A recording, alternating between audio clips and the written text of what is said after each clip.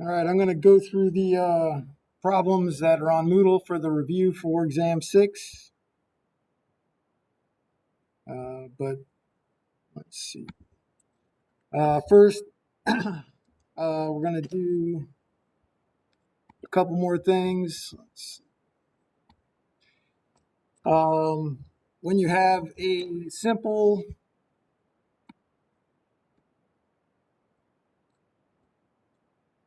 cubic cell,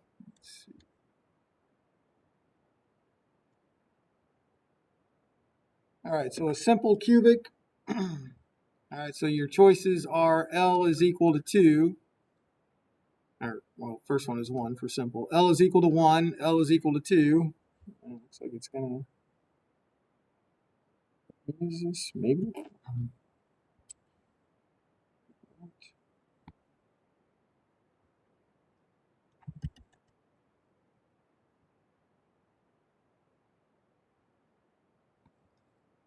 Nope, not going to work there. All right, so for simple, L is equal to 1. If you have L is equal to 2, then that is your body centered. And when L is equal to 4, that's when you have face centered. All right, so when you have your simple cubic, all right, so you got your cube, and you've got an atom at each corner.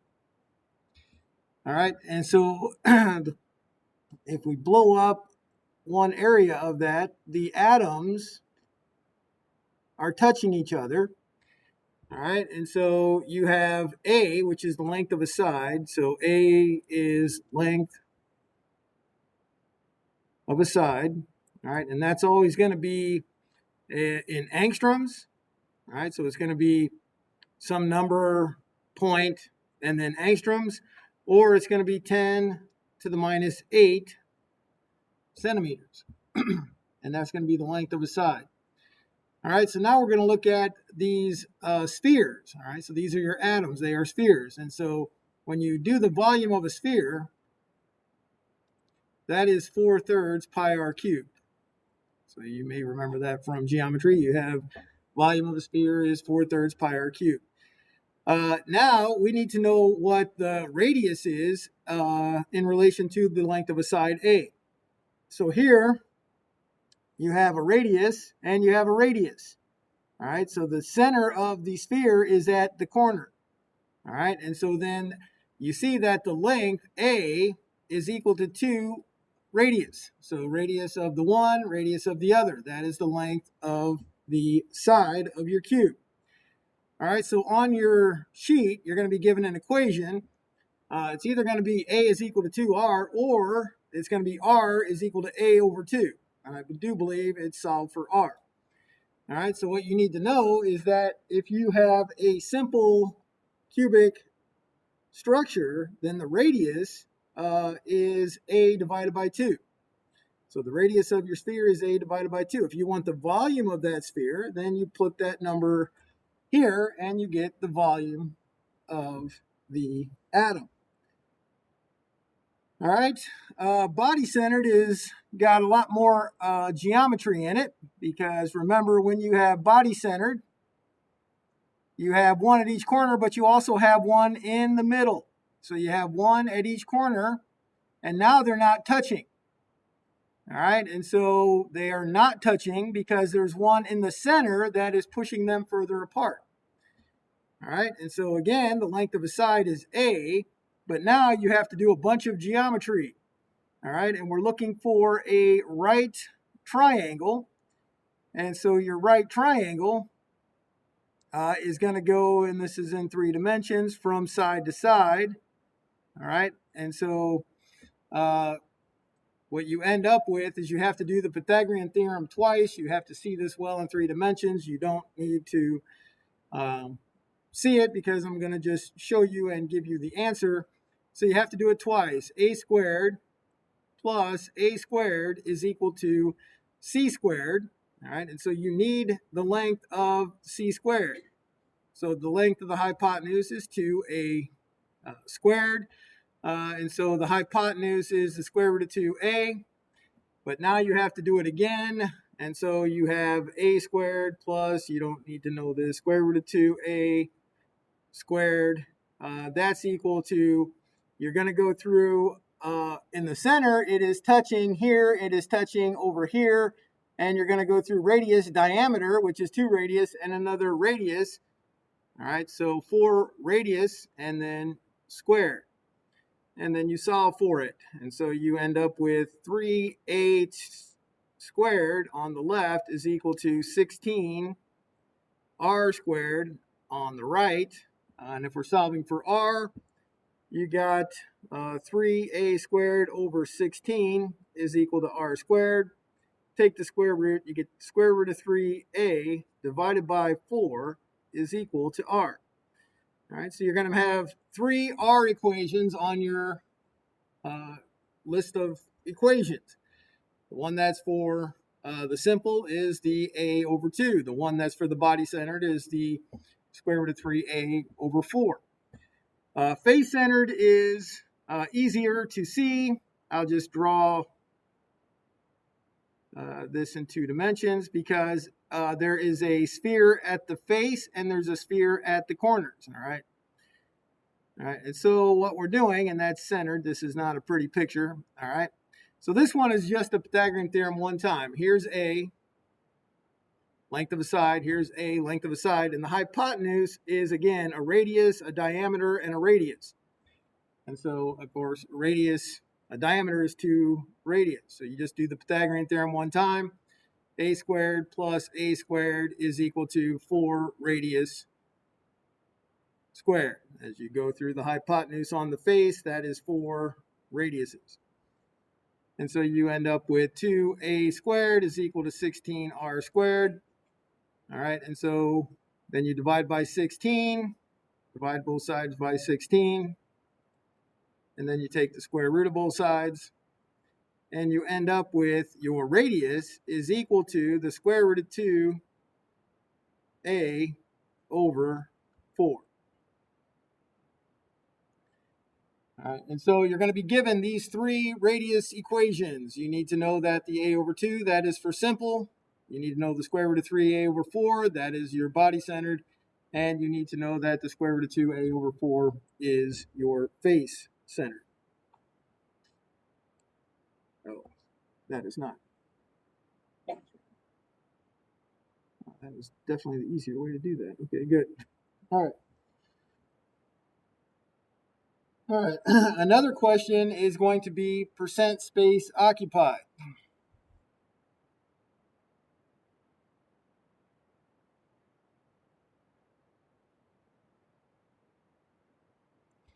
So when you do percent space occupied, you are, well, let's see if we have a nice picture of these. All right, so now we're going to do percent space occupied.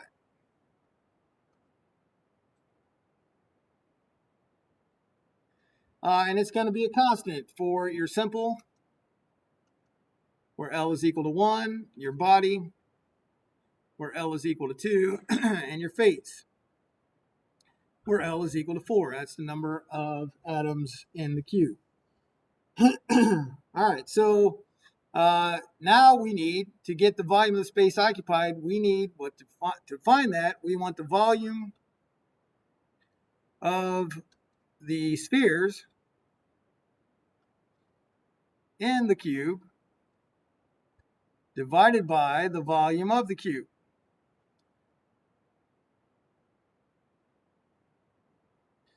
All right, and that is multiplied by 100, and that's going to give us our percent space occupied by the spheres. The spheres are the atoms.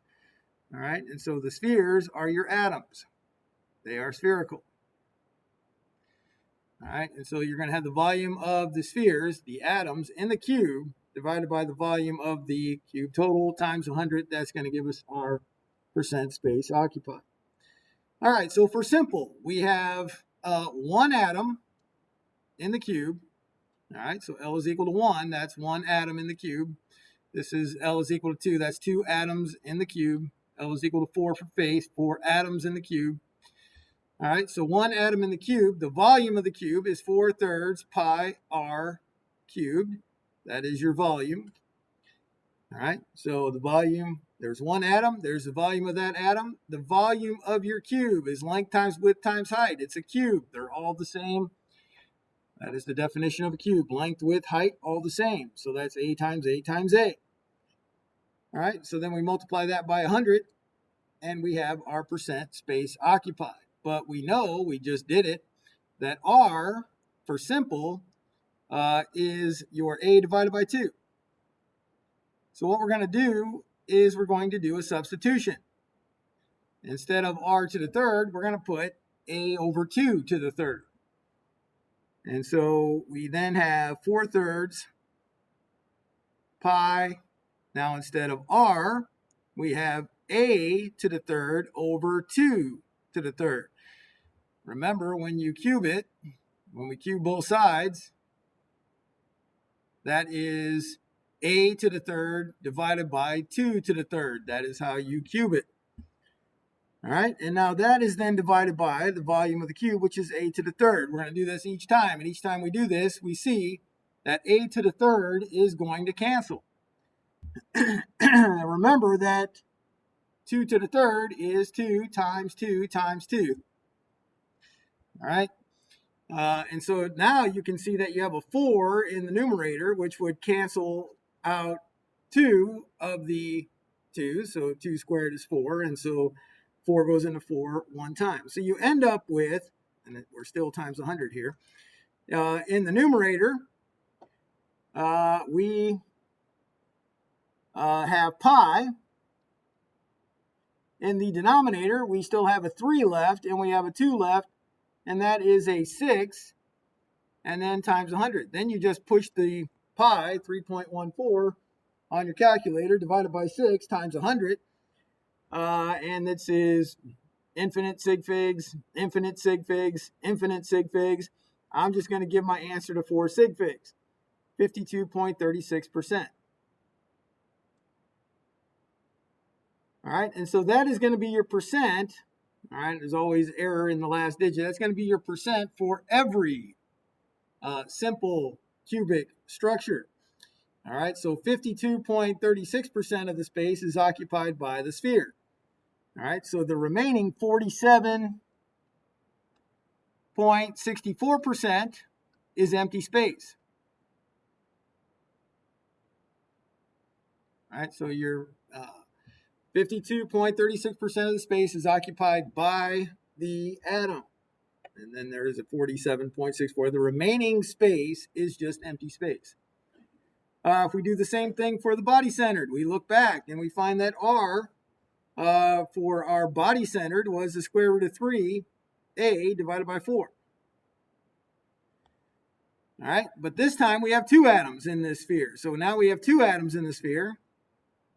So now we have to multiply it by 2. 2 times this volume of 4/3 pi r to the third, and still divided by A to the third. But this time we're going to cube this and put in r to the third is equal to this to the third. And so this to the third is 3 times the square root of 3a to the third divided by 4 times 4 times 4. All right, so you have to do square root of 3 times square root of 3. Well, that's 3. And then you have another square root of 3 left. And then in the denominator, you have 4 times 4 times 4. All right, so you have, then we just plug that in for r to the third. And so you have 2, then you have 4 over 3. You have your pi, and now you have 3 square root of 3, a to the third, over 4 times 4 times 4. And again, that is still over the volume of the cube, which is a to the third every time we do this. And the reason why we do this is a to the third will cancel a to the third, and you're left with a bunch of numbers that you can just calculate. So again, we're doing percent. So again, we're going to multiply this by 100. All right, so you see that the 4 here goes into 4 here one time. we have the 3 here going into the 3 here one time. We have 2 going into 4 2 times. All right, and so we end up with square root of 3 and pi in the numerator. And then in the denominator, we have 2 times 4, which is 8, times 100. We push those buttons on our calculator, and that gives us 68.02%. So 68.02%, which means that we have 31.98% empty. All right, so there is more space occupied by the atoms in a body-centered. And then we're going to see the same increase when we go to face-centered. So every body-centered is going to end up being 68%. So every simple, 52%, every body, 58%, and the face will do the same thing. All right, this time we have 4 atoms. 4 atoms times the 4/3 pi r cubed, and that's over a cubed and times 100 to get that as a percent.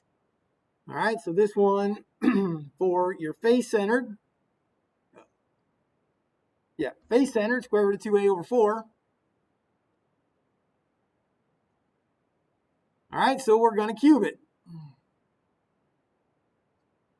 All right, so we're going to have square root of 2 times square root of 2, which is 2. And we have another square root of 2. A to the 3rd over 4 times 4 times 4. So when we do that, we have our 4. We have our 4/3. We have our pi. And now our r to the 3rd is 2 square root of 2 over 4 times 4 times 4. A to the 3rd divided by a to the 3rd. Again, every time a to the 3rd cancels a to the 3rd. So here we have a 4 goes into 4 one time. We have a 4 goes into 4 one time. We have a 2 goes into 4 2 times. And so you've got the square root of 2 pi in the numerator divided by 6 in the denominator times 100. And you get 74.05%. All right, so every simple is going to have 52.36% space occupied by the atoms. Every body-centered will have 68.02% space occupied by atoms, and every face is going to have 74.05% space occupied by the atoms. All right, so those are constants for percent space occupied, and that's how you would calculate. All right.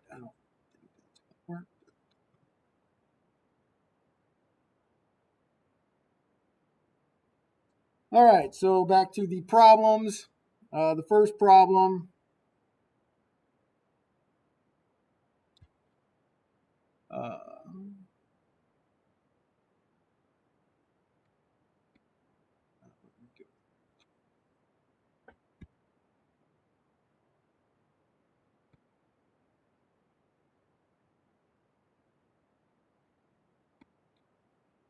All right, so when we have our practice exam 6, this is on Moodle.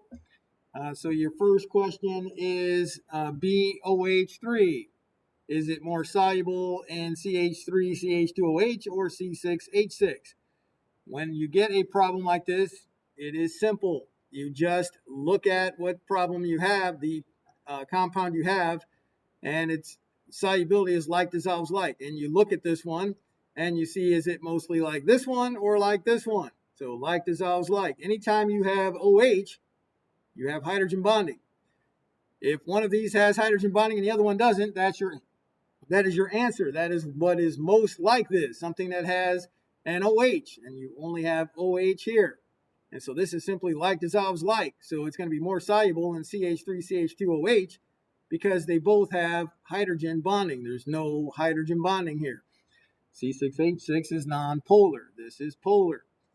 All right, so like dissolves like. That is a simple question. You're just seeing you have an OH. This one also has an OH, more soluble in that one. The next problem is also very simple. All right, so this is just your solubility.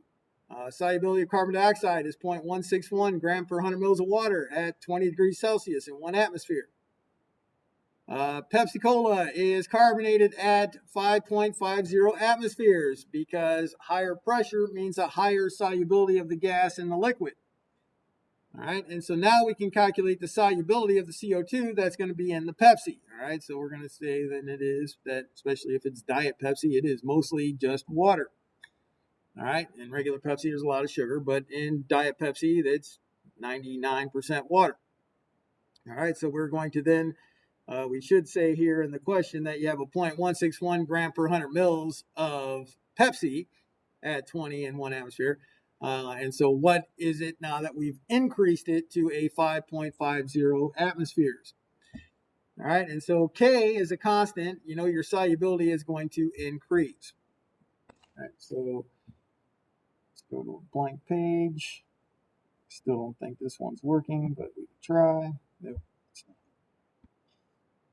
All right, so back to the PowerPoint.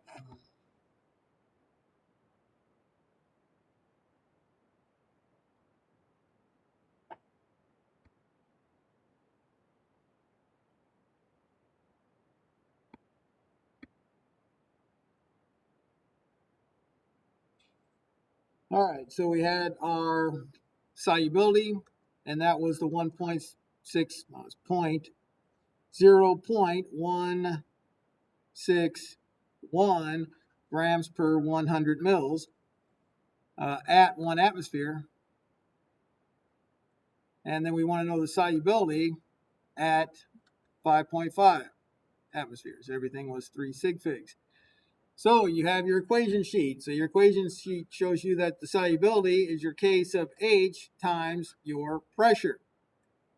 All right, and K is a constant, Henry's law constant. And so you know that the S over the P in state 1, when we divide both sides by P, so S over P is equal to K sub H. All right, so this is a constant for a given gas and a given liquid. And so state 1 is going to be the same ratio as state 2. All right, because S1 over P1 is equal to that constant. S2 over P2 is equal to that constant.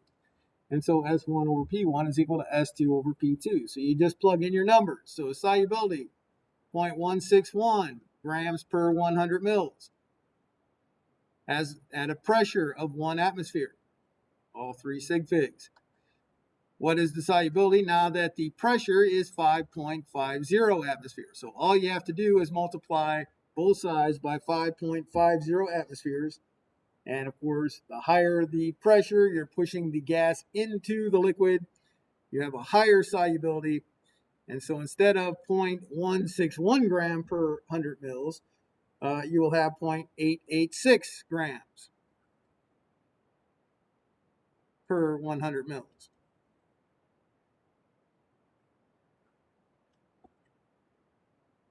All right, and then the next part says, what's Henry's law constant? Well, you just plug in your numbers right there. So K sub H, that's equal to your S1 or S2. It doesn't matter. It's going to give you the same answer, 0.161 grams per 100 milliliters at 1 atmosphere.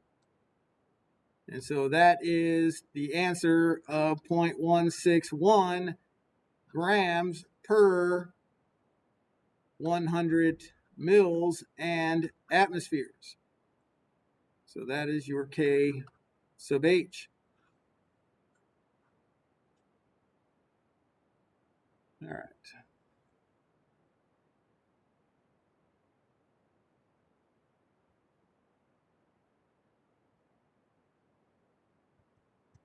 So the next problem, it says that we have 2.50% Ki. Right, and any percent is mass percent unless otherwise stated. All right, and so we want to make 145 mils of this solution. So how would you make?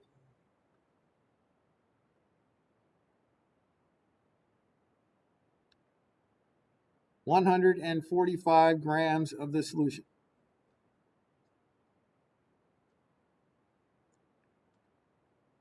All right, so to make this, we have to know what percent means. That means that we have 2.50 grams of Ki, and we have 97.50 grams of water. That means we have 100 grams of solution. All right, so percent is part per 100. Part over whole times 100. The part here is the Ki. The whole is the Ki with the water. And so when you have a percent, you give the number the same as the percent. You assume a 100 gram sample. And so we have 2.50 grams of Ki in this 100 grams of solution. All right, and so the solution you have to know is your solute plus the solvent. You mix them and you get your solution. All right, and so we know that we have 2.50 grams of the solute. That means we must have 97.5 grams of the solvent because we have 100 grams of the solution. And these numbers will work out no matter what size solution you pick. When I have percent, I always pick 100. Any number you pick will work the same. I like to set up a ratio when I'm doing this one. I know that I need 2.50 grams of Ki to make 100 grams of this solution. So I want to know how many grams of Ki, unknown, how many grams of Ki do I need to make 145 grams of this solution? All right, so for every 2.5 grams, I need 100 grams of solution. Well, how many grams of Ki do I need for 145?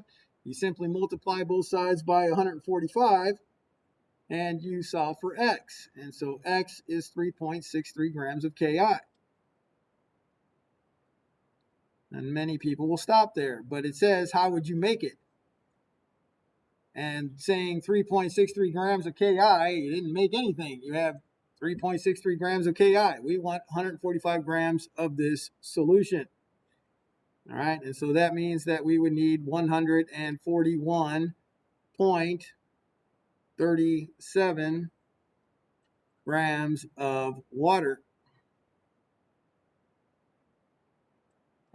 to make 145.00 grams of this solution. And so if you said you need 141 because we're only doing 3 sig figs, that's fine. But if you're doing decimal places, well, even if you're doing decimal places, it should be 141. So to make it, you would take 141 grams of water and dissolve 3.63 grams of Ki. And for sig figs, that would give you the 3 sig figs. All right. The next question says, I need 258 milligrams of Ki. And all I have is a bottle that says 2.50% Ki. So I have a solution label 2.50% Ki, and I must have 258 milligrams of Ki from this. So what amount do I need to weigh out? Right? So again, this is a ratio.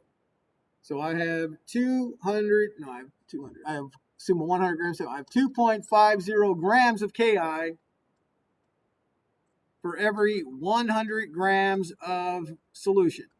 So if the problem said I need 2.50 grams of Ki, great. I tear my beaker and I pour it in until it says 100 grams of this solution, and I have 2.50 grams of Ki. All right.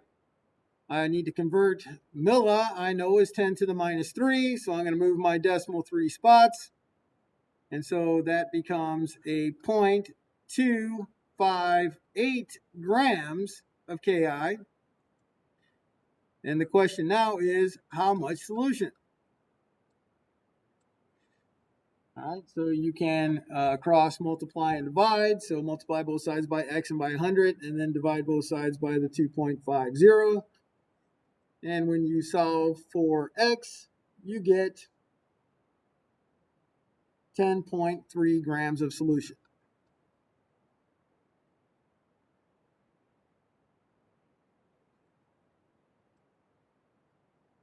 All right, so you would take your beaker, you'd tear your beaker, and then you would pour in your solution until it weighed 10.3 grams. Your 10.3 grams of this solution has 0.258 grams of Ki, or 258 milligrams, because that is the same mass. I just converted it to grams.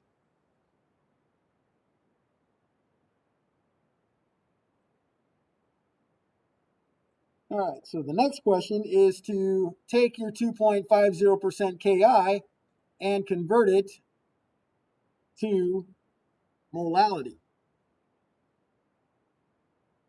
Convert 2.50% Ki to molality.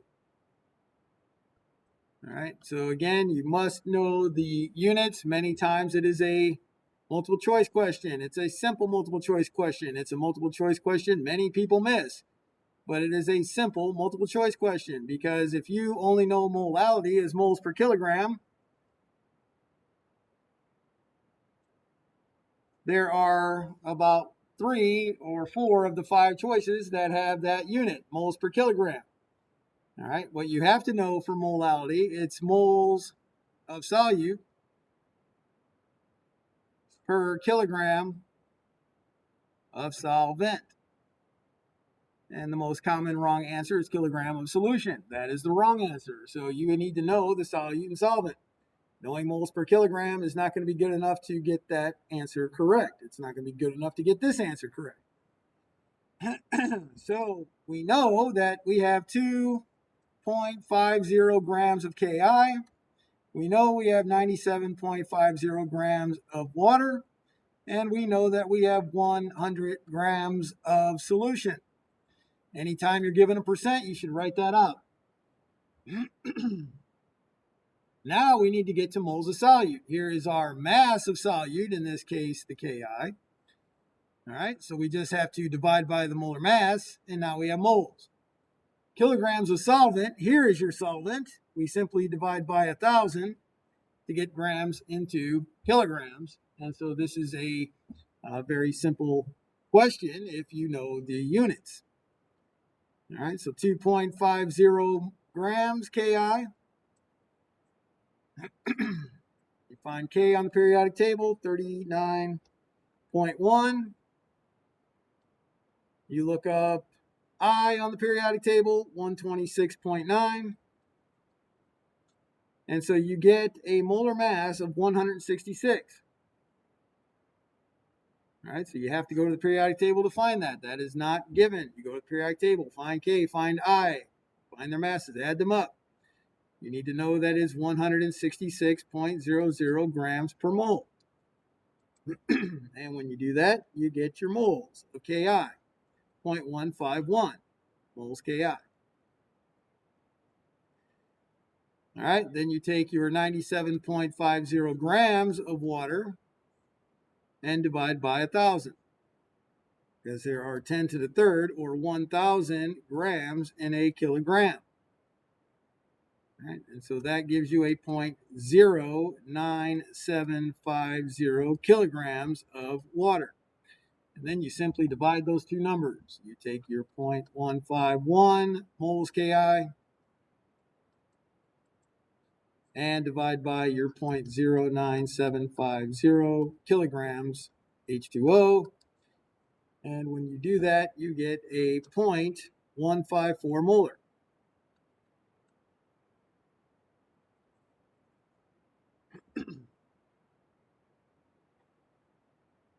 All right, the next question says find the mole fraction of Ki. All right, so now we just have to take the moles of Ki divided by moles total. And that means that's the moles of Ki plus the moles of water. And it is a fraction, not a percent. So that's it. You don't multiply by 100. If it asks for mole percent, then you multiply by 100. All right, moles of Ki, we did it. It's right there. It is a 0.151.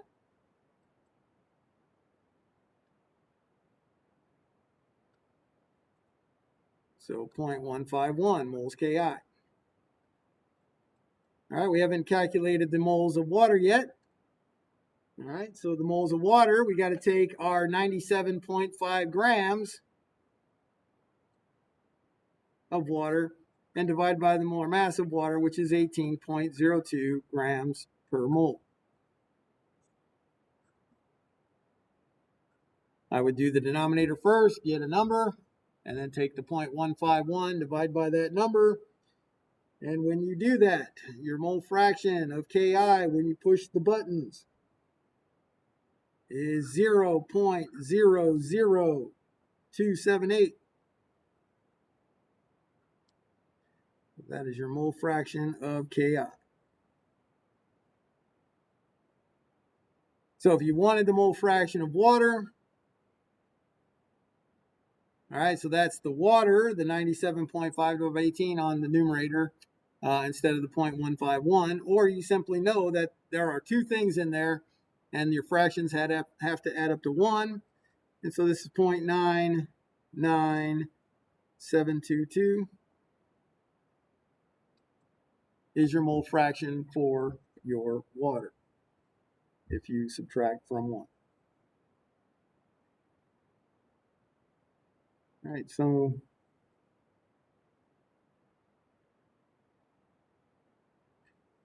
all right, so now it asks for the boiling point and the freezing point. All right, and so we're going to use our molality. Here's the molality. We need our 0.154. All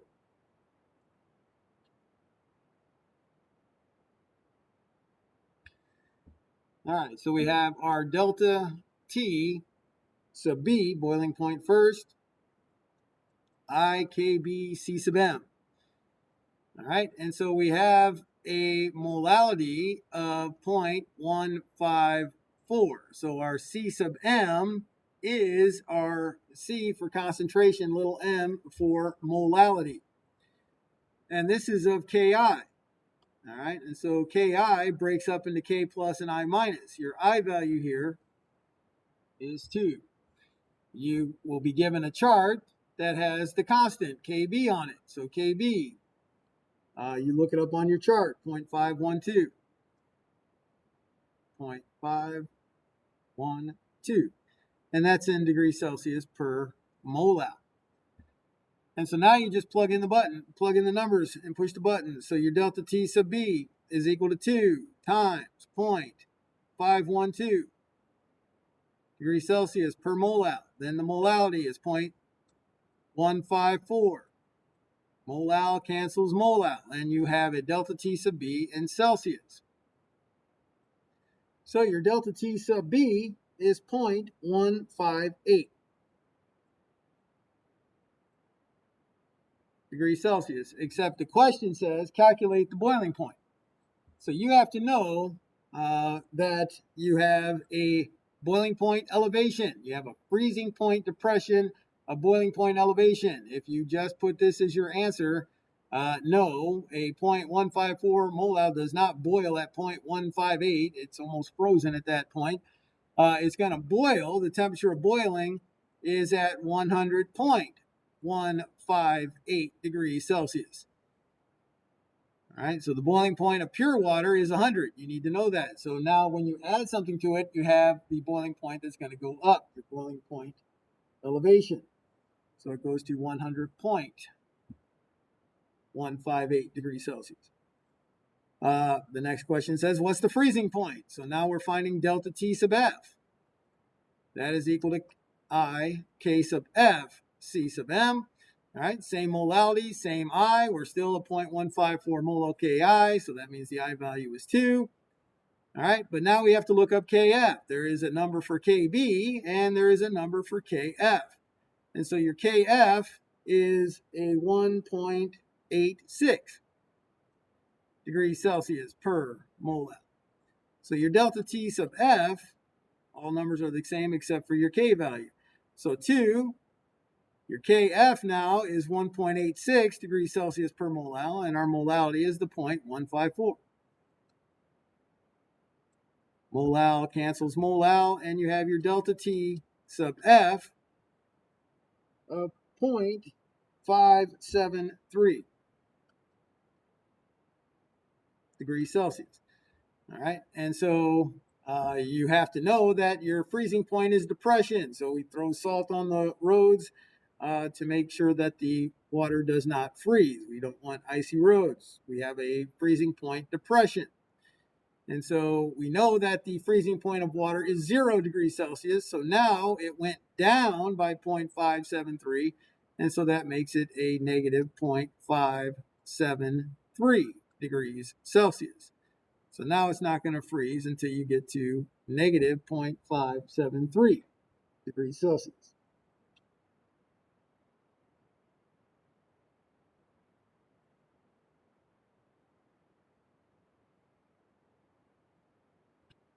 The next question, it says that when I weigh 10 mils of my solution, it has a mass of 11.1 grams. Calculate the density of the solution. All right, so this is from chapter 1. Make sure you know that density is the mass over the volume. So you simply are given a mass, 11.1.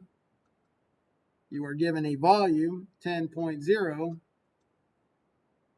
And so your density is, you just divide those and you have a density equal to 1.11 gram per milliliter. So that is a very simple question as long as you know that the density is the mass divided by volume. All right, and to be more specific, when you do your density, it is the mass of your solution over the volume of the solution. So it is solution over solution. So you took 10 mils of the solution and you weighed the solution. And so the density of the solution is the mass of solution divided by the volume of the solution. All right, so now in part H, you are now to convert this to molarity.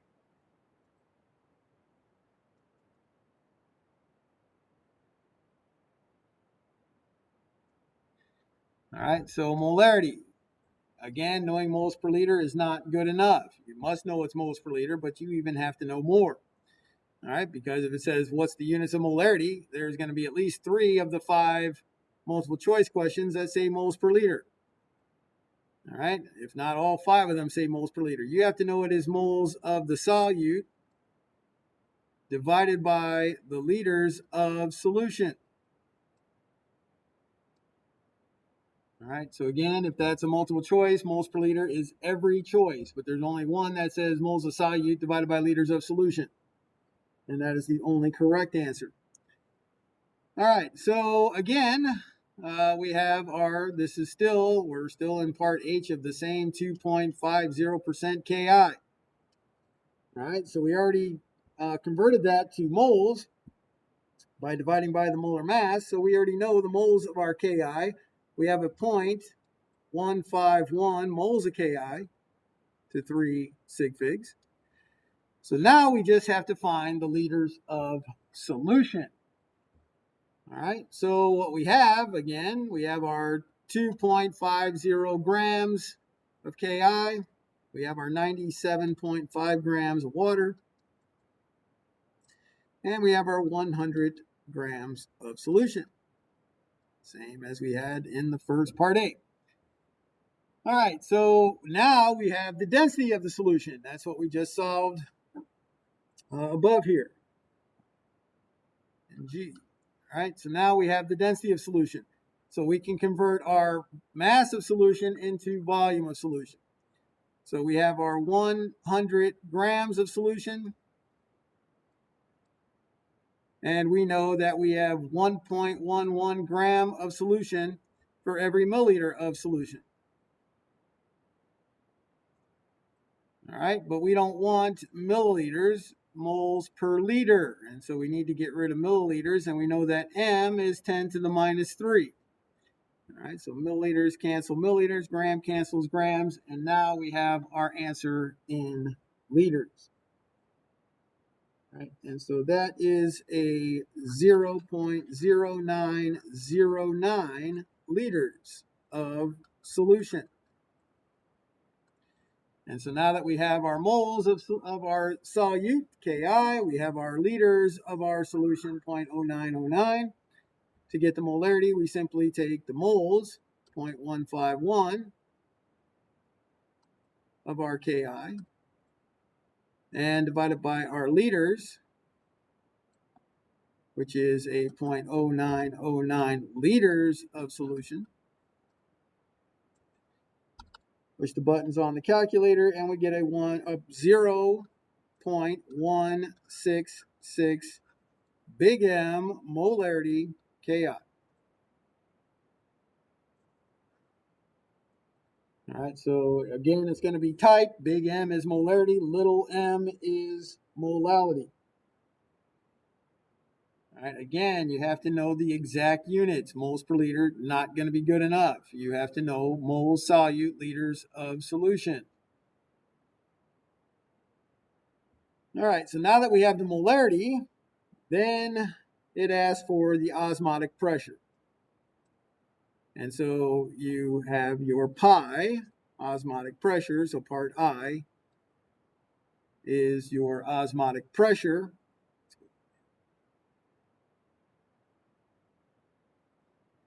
All right, and so you have part I means osmotic pressure. So you look at your equations, and you have your pi is equal to I mRT is your equation for osmotic pressure. All right, and so we just calculated the molarity. Molarity is 0.166 moles per liter. The R values are all given. The temperature is also given. It wants the osmotic pressure. If they give an osmotic pressure question, they have to give a temperature. And so our temperature is 20 degrees Celsius. And again, if you have T, you never want Celsius. You have to add 273.15. So temperature must always be in Kelvin, 293 Kelvin.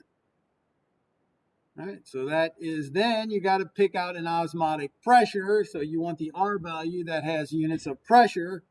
And so that is the 0.08206. And so your I value, again, you got Ki. I value is 2. Molarity, we just calculated 0.166 moles per liter. The R value is the 0.08206 liter atmosphere per mole Kelvin. And then we have 293 Kelvin, so that the Kelvin cancels the Kelvin, the moles cancel the moles, the liters cancel the liters, and we have a pressure, osmotic pressure, in the units of atmosphere. And so your osmotic pressure, 7.97 atmospheres.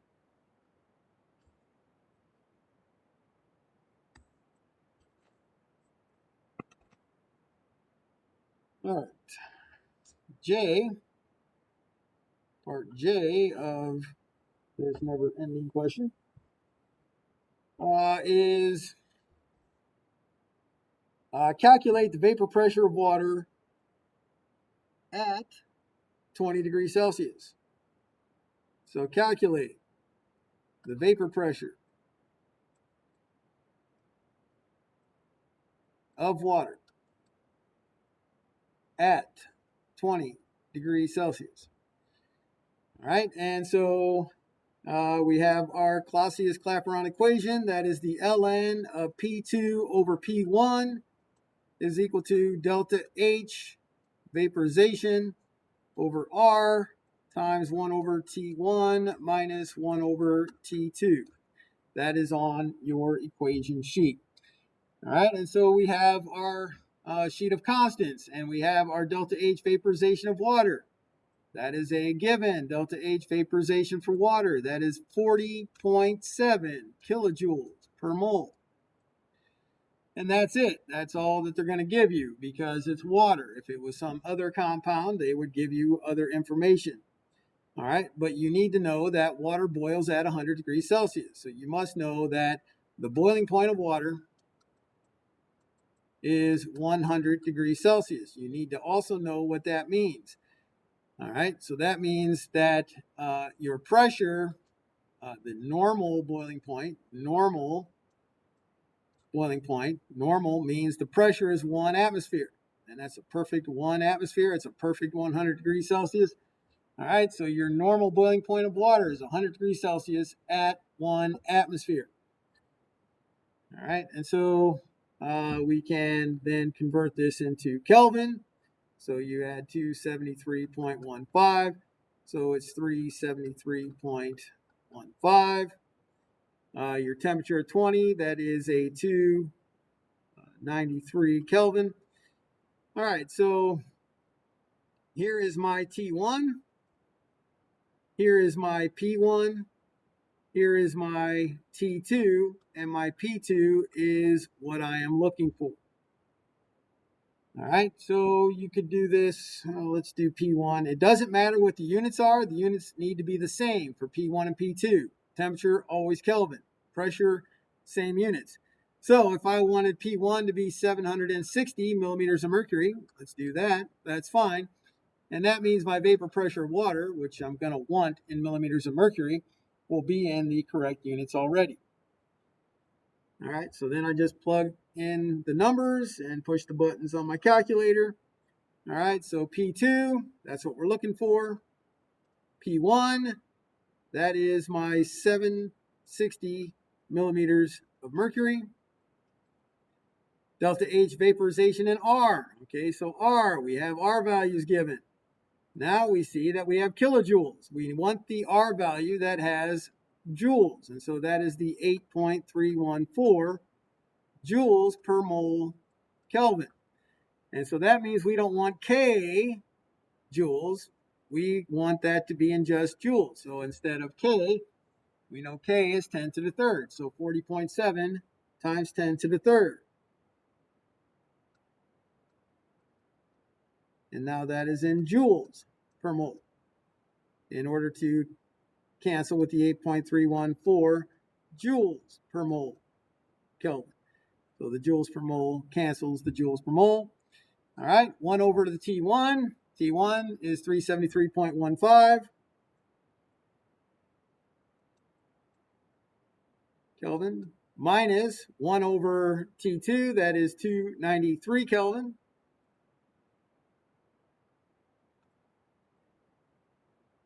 All right, and so when you push the buttons on your calculator,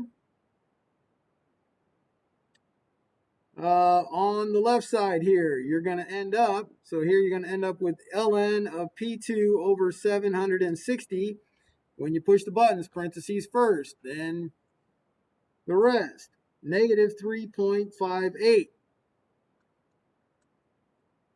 I left a few more numbers. I got a 3 and 4. All right, so then to get rid of your ln, you got to push your e to the x button. And then you get a P2 over 760 is equal to a positive number, 0.02778.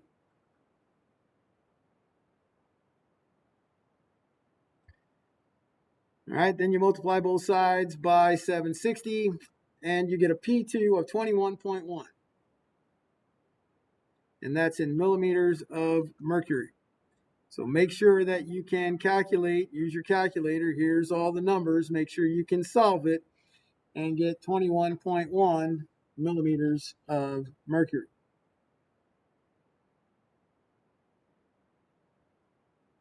All right, so then the next question is, what is the pressure of the solution?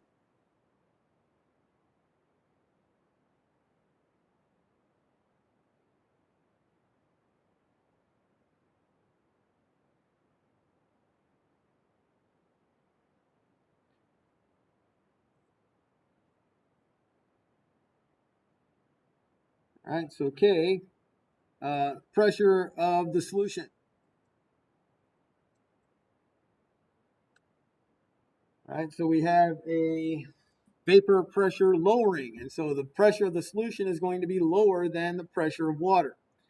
All right, so the pressure of water is, we just calculated, 21.1 millimeters mercury, 20 degrees Celsius. So now I want the pressure of the solution at 20 degrees Celsius.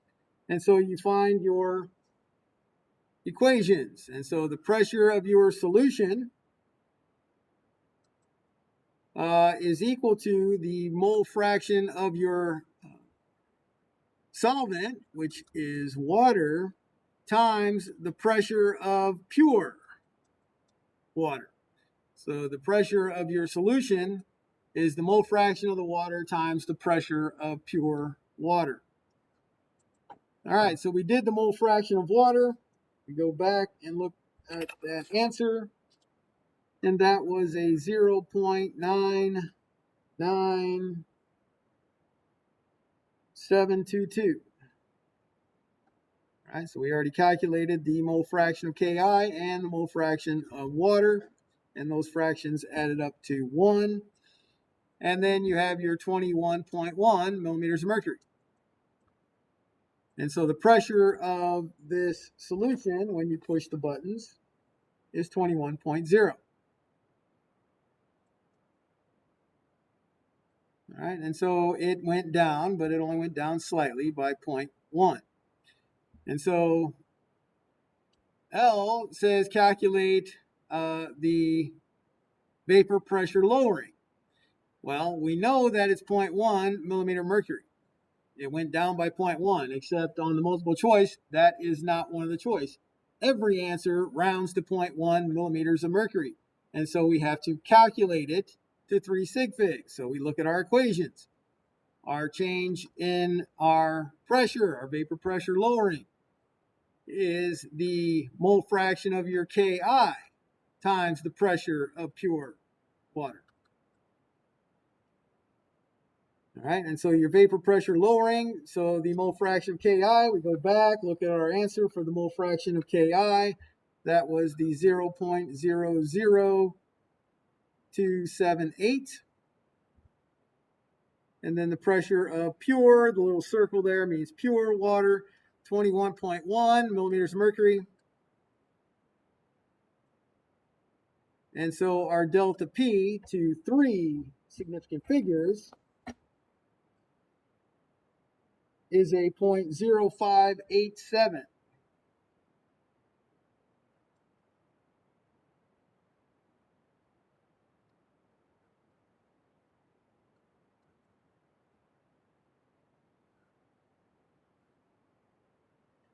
And you could have got that number up here as well, because you could have taken it out to more sig figs here, but whatever. So there are the two equations that you would need for that, but actually you could, once you have one answer, you can get the other by a subtraction. All right.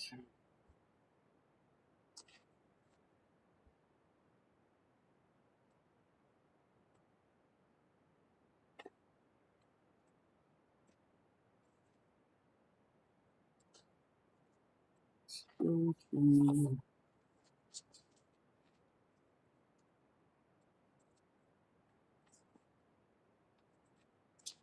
right, we're going to go down to problem number 7 next.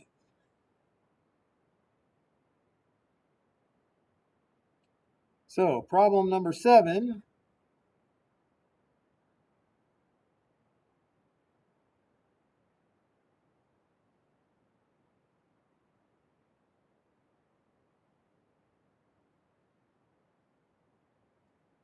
is a volume of a cube question. So the equation that is not on the equation sheet because it's not in the book. Mammal DNA. All right, and so I would highly recommend knowing this equation. I will use it every time. You don't have to use it. The book doesn't use it. This is only an equation that I made up. All right, and so the question on number 7 in this review says that I have a value, the length of a side is 4.079 angstroms. I have gold, and so I can look up gold on the periodic table, but they give it to 3 sig figs, so you can look up the molar mass, or they give it to you, 197 grams per mole. Of course, you could just look up the molar mass of gold on the periodic table. The density is given and must be given, unless it's the only thing that we don't know, 19.3 grams per milliliter for the density of gold. And then Avogadro's number is a constant, and all constants will be given. 6.022 times 10 to the 23rd atoms per mole. All right, and so the question is gold simple, body, or phase?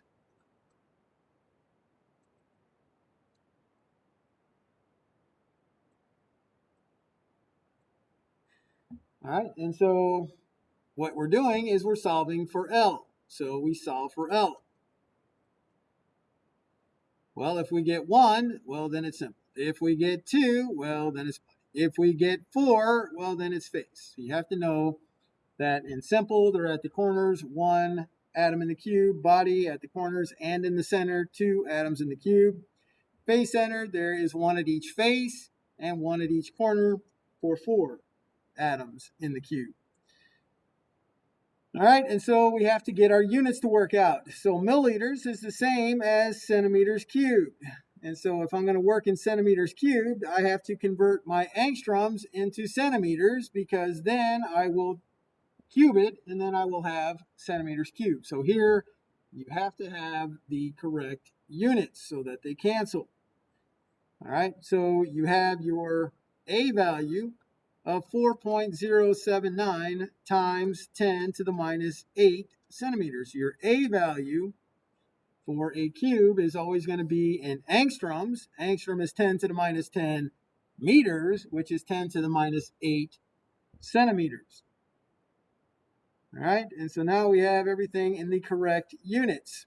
And so we have 4.079 times 10 to the minus 8 centimeters, and we cube it. That's equal to the molar mass, 197 grams per mole, times L, which we are solving for. And if we don't get a 1, 2, or 4, we pushed our buttons wrong.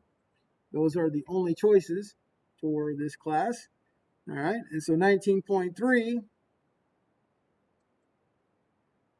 grams per centimeter cubed. And then finally, Avogadro's number, 6.022 times 10 to the 23rd atoms per mole. All right, and so the moles cancel, the grams cancel, the centimeters cubed cancels the centimeters cubed, and you're left with L in units of atoms, and that's what we want.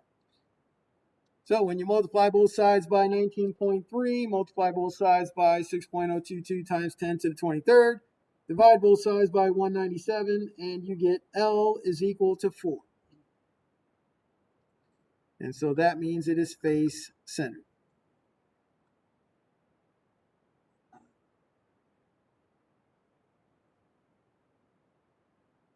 All right, so then it asks for the radius. And so now that it's face centered, you know that now you have the square root of 2a over 4. So you just plug in your a value. So you have the square root of 2 times, it doesn't matter what units you use, 4.079 angstroms, or centimeters cubed if you want to do the, or centimeters if you want to do minus 8. And so you just push the buttons there and you get 1.442 angstrom.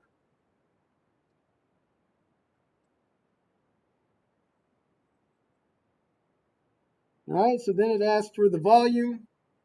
So that's simply 4/3 pi r cubed.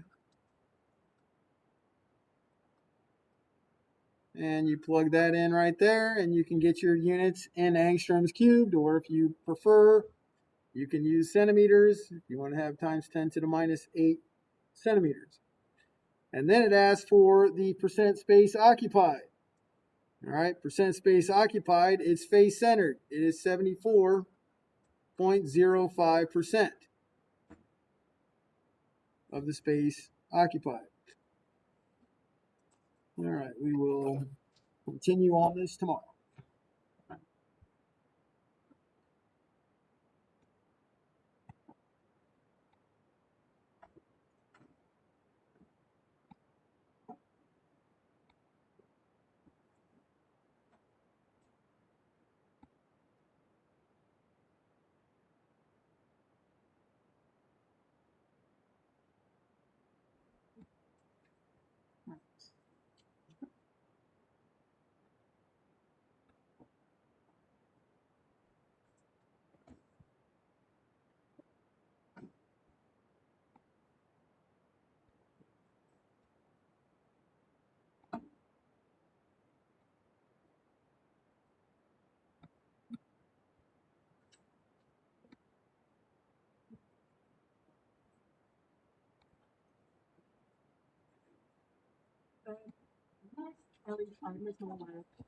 Run through because the